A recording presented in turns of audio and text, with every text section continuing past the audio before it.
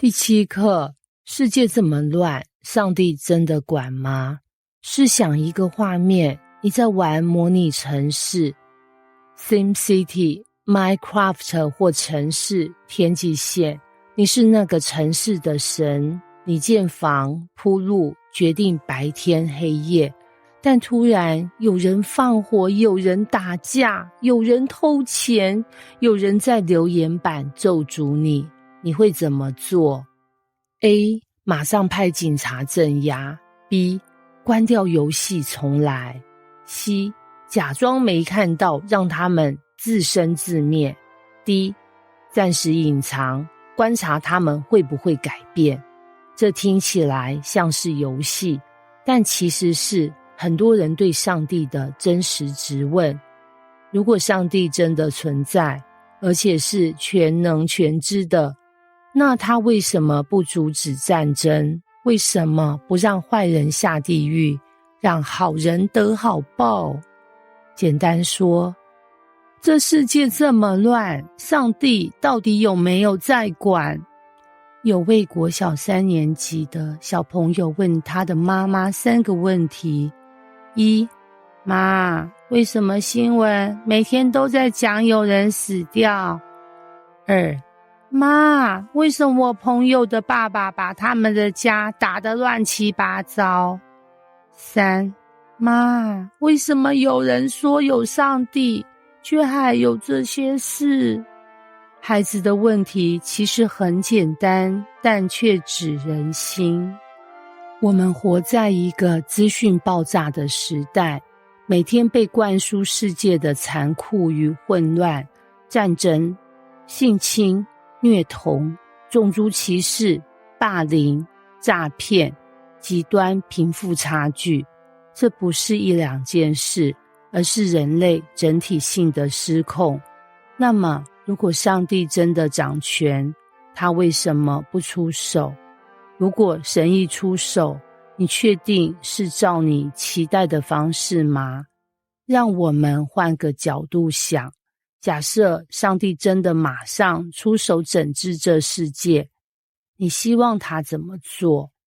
坏人立即雷劈，说谎者立刻哑口，偷钱者手马上断掉，贪心者被公然揭发，心里动过邪念的人当场中风。听起来很爽，但冷静想一想，我们有没有说谎过？有没有暗地里嫉妒过、咒诅过谁？有没有做过一些别人不知道但自己知道不对的事？如果神真的马上惩罚一切恶，可能我们自己也逃不过。所以问题也许不是为什么神还不审判这世界，而是为什么神这么有耐心，还在给我们机会。圣经不是避开这个问题，而是直接面对。彼得后书3章9节说，主所应许的尚未成就，有人以为他是单言，其实不是单言，乃是宽容你们，不愿有一人沉沦，乃愿人人都悔改。意思是什么？不是神无能，而是他在给机会。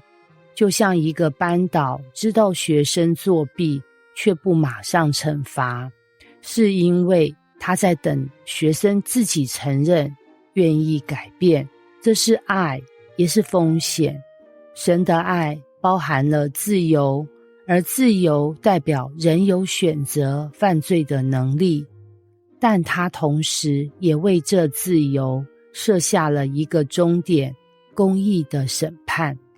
有一位叙利亚难民，名叫法蒂玛，她的家被战火炸毁，丈夫失踪，自己带着2个孩子逃亡到欧洲。她受访时说，我过去一直不信有神，因为我们的世界太苦，但有一天我走进了一个教堂，里面只有安静的烛光。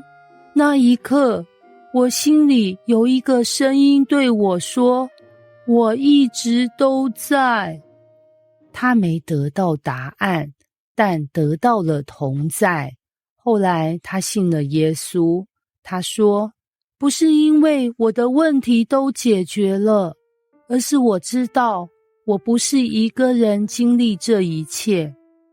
基督信仰不是避开痛苦与不公，而是说，神自己也曾被这个世界的不公对待。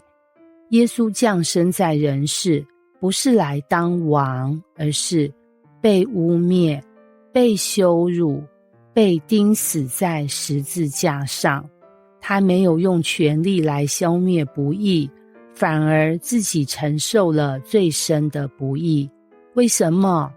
因为他要拯救我们，不是暂时的舒适，而是永远的生命。他在十字架上胜过死亡，向这混乱世界宣告，我管，并且我会彻底改变它，只是我用的方式不是你们预期的。